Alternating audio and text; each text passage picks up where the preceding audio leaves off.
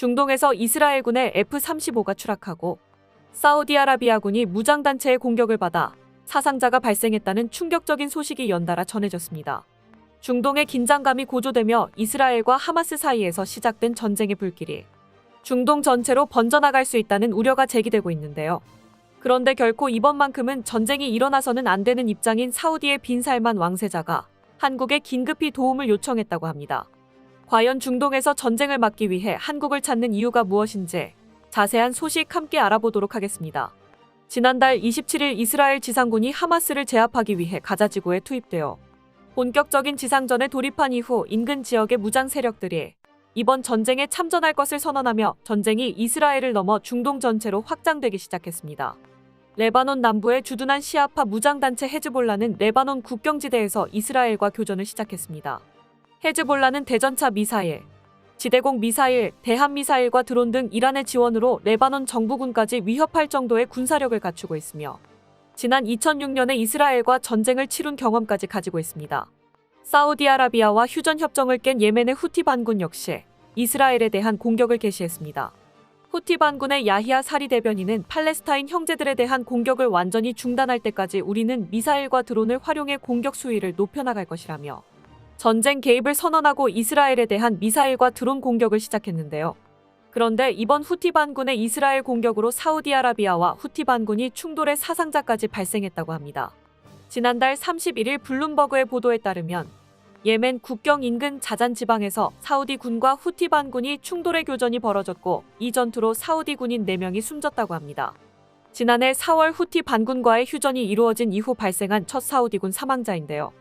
이번 전투는 사건은 후티 반군이 이스라엘을 향해 쏘아올린 미사일을 사우디군에서 요격하자 이에 분노한 후티 반군이 사우디군을 공격한 것으로 분석되고 있습니다.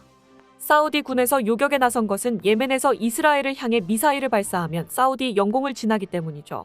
이번 전투로 이스라엘 하마스 전쟁의 중립을 선언하고 있었던 사우디와 이스라엘을 공격하는 후티 반군 간의 휴전 협상이 완전히 무산되며 이번 전쟁이 중동 전체로 확전될 수 있다고 우려되고 있습니다. 게다가 얼마 전에는 이스라엘의 최고 전력인 F-35 스텔스 전투기가 격추당했다는 충격적인 소식이 전해지며 중동의 긴장이 고조되고 있는데요. 이란 국방부에서 지난달 27일 시리아 영공에서 이스라엘군의 F-35 전투기를 성공적으로 격추했다고 발표해 전 세계를 경악시켰습니다.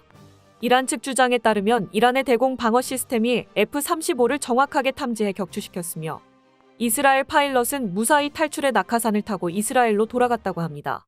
이란에서는 이러한 주장을 뒷받침하기 위해 증거 자료를 제출했지만 이스라엘과 미국에서는 이에 대해 어떤 성명도 내지 않았기에 사실 여부는 의심받고 있는 상황입니다.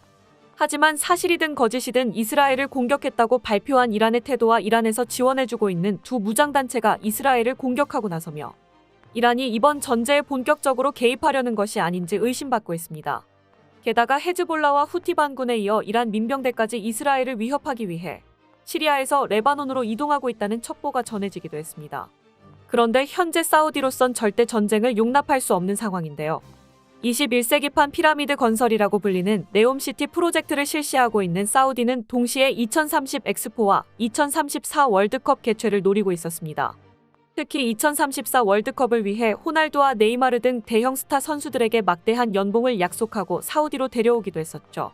그리고 이런 빈 살만 왕세자의 간절함이 통했는지 얼마 전 사우디아라비아가 2034 월드컵 개최국으로 사실상 확정됐다는 소식이 전해졌습니다. 피파의 잔니 인판티노 회장이 지난 1일 SNS를 통해 아시아에서 2034 월드컵이 열릴 예정이라고 발표한 건데요. 호주와 인도네시아에서 축구 인프라 부족으로 후보에서 물러나며 현재 유일하게 남은 후보가 사우디이기 때문에 인판티노 회장이 언급한 아시아는 바로 사우디일 수밖에 없습니다. 이렇게 빈살만 왕세자의 야심찬 계획이 순조롭게 진행되나 싶었는데 만약 이번 이스라엘 하마스 전쟁이 본격적으로 사우디까지 영향을 미치기 시작한다면 모든 계획에 차질이 생길 수 있습니다. 당장 월드컵까지 10년이나 남았지만 이번 사태로 사우디의 안전에 대해 의심받게 된다면 누구도 보러 오지 않는 텅 빈 월드컵이 될 수 있습니다. 6년밖에 안 남은 엑스포도 물론 물 건너가는 것이고 수많은 해외 기업의 협력이 필요한 네옴시티 건설 프로젝트도 전쟁의 위협 속에서 제대로 진행될 수 있을 리가 없습니다. 이에 다급해진 빈살만 왕세자가 도움을 받기 위해 찾은 곳은 역시 대한민국이었습니다. 얼마 전 사우디에 대한 대규모 방산 수출이 진행되고 있다는 소식이 전해졌습니다. 극비로 진행되고 있는 사안이나 관계자에 따르면 규모가 대단히 크다라고 할 정도로 최소 수조 원 규모의 방산 수출이 진행되고 있다고 하는데요. 과연 사우디에서 어떤 무기를 구입하려 하는지 몇 가지 후보가 있지만 가장 유력한 무기는 역시 한국형 패트리어트 천궁2 지대공 미사일로 추정되고 있습니다. 사우디의 입장에서 가장 다급한 문제는 사우디가 후티 반군의 미사일 공격에서 안전하다는 보장을 얻는 것인데요. 이를 위해 사우디 국방부에서 주목한 무기가 바로 한국의 지대공 요격체계 천궁2였습니다. 2000년대 초 대한민국의 노후화된 호크 미사일을 대체하기 위해 개발된 중거리 지대공 미사일 천궁. 그리고 이 천궁을 성능 개량한 모델이 바로 천궁2인데요. 천궁2 지대공 미사일은 말만 성능 개량이지 기존 천궁에서 기초 설계부터 완전히 뜯어고친 새로운 미사일이라고 할 수 있습니다. 천궁2는 항공기의 경우 사거리 50km, 고도 20km, 탄도탄의 경우 사거리 20km, 고도 15km 범위의 요격 능력을 가지고 있는 말 그대로 한국형 패트리어트 미사일이라고 할 수 있습니다. 게다가 전 세계에서 유일하게 러시아와 미국의 기술이 합쳐져 탄생한 미사일이 바로 천궁인데요. 천궁1의 개발 당시 세계 10위권이자 러시아 최대의 방산업체 알마즈 안테이는 소련 붕괴로 인한 대규모 군축으로 존립의 위기를 맞이했었습니다. 예산 부족으로 새로운 무기 개발도 어려워진 알마즈 알테이에 한국이 개발비를 납부해주는 조건으로 접근해 새로운 방공미사일을 공동 개발하자고 제안했고 이를 통해 천국 미사일이 탄생할 수 있었습니다. 이 개발을 통해 한국국방과학연구소는 우리나라 미사일 개발의 기반이 될 핵심 기술들을 이전받을 수 있었는데요. 러시아 기술의 영향으로 천궁은 콜드 런칭 방식이 적용되었고 운용 시스템과 야전 교리 역시 러시아식 체계를 따르고 있습니다. 다만 고체 측추력기 기술은 러시아에서 배웠으나 그 방식은 여러 개의 소형 측추력기를 사용하는 미국의 패트리어트 팩3의 방식을 적용하여 러시아와 미국 기술의 장점만을 혼합한 방공미사일을 탄생시킬 수 있었습니다. 천궁2 역시 요격 개념은 팩3와 유사하나 기술적인 부분에서 러시아제 방공미사일 S-400의 영향을 받은 부분을 확인할 수 있습니다. 나라를 지키기 위해선 기술의 동서를 가리지 않는 우리 연구진의 유연한 사고방식이 적용되어 지구상에 둘도 없는 미사일이 만들어질 수 있었는데요. 북한의 공격을 막기 위해 개발되었으나 그 뛰어난 성능과 기존 요격 체계에 비해 훨씬 저렴한 비용으로 해외에서도 많은 관심을 받았었고 지난해 1월 사우디와 이웃한 아랍에미리트에서 천궁2의 첫 수출 계약이 체결되었습니다. 수출 금액은 무려 4조 원으로 폴란드 방산 계약 이전 한국 방산 수출 사상 최대 규모의 계약이었죠. 사우디와 마찬가지로 후티 반군에 들어온 폭격에 시달리고 있었던 아랍에미리트에서 대량의 한국 방공체계를 도입하고 만족스러워하는 모습을 보여주자 사우디에서도 천궁2에 대한 관심을 지속적으로 표명해 왔었습니다. 그리고 이번 사태가 벌어지며 사우디는 자국 방공체계를 급하게 강화할 필요가 있어졌는데요. 예전이라면 미국에서 패트리어트 미사일을 추가로 도입했었겠지만 지난 몇 년 사이 상황이 달라졌습니다.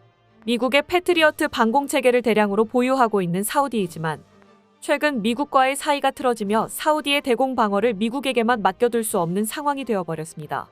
또한 최신 개량형의 경우 포대 하나당 9,300만 달러, 하나로 약 1조 원에 육박하는 패트리어트로 자국 방공망을 전부 채우는 것은 아무리 오일머니를 가진 사우디라도 부담이 되지 않을 수 없었죠.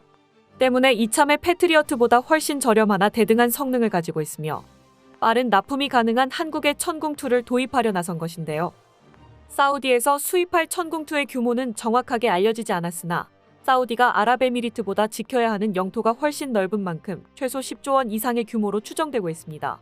또한 사우디에서 일회성 협력이 아닌 장기적이고 체계적인 방산 협력을 구상하고 있다는 사실이 드러나며 동유럽의 폴란드와 같이 중동의 한국 방산의 거점이 될 수 있는 파트너가 생길 수 있을 것으로 기대받고 있습니다. 한국 무기가 미국 무기의 싸구려 복제품 정도로 여겨졌던 과거와 다르게 수십 년 동안 갈고 닦은 한국 방산 기술로 이제는 러시아, 미국, 프랑스 등 방산 대국들과 대등하게 경쟁할 수 있는 위치까지 올라섰습니다.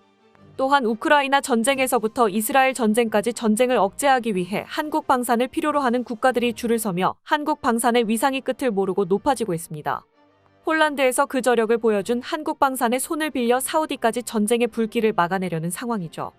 한국의 성공을 시샘하는 이들은 한국이 남의 전쟁으로 이득을 보고 있다고 비난하고 있지만 한국 방산이 자유진영의 병기창으로 존재하고 있는 덕분에 전쟁의 불길이 이 정도로 억제되고 있는 거라고 할 수 있을 것 같은데요.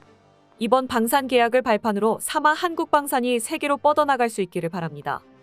끝까지 시청해주셔서 감사합니다. 도움이 되셨다면 좋아요를, 다른 이야기도 궁금하시면 구독을 눌러주세요.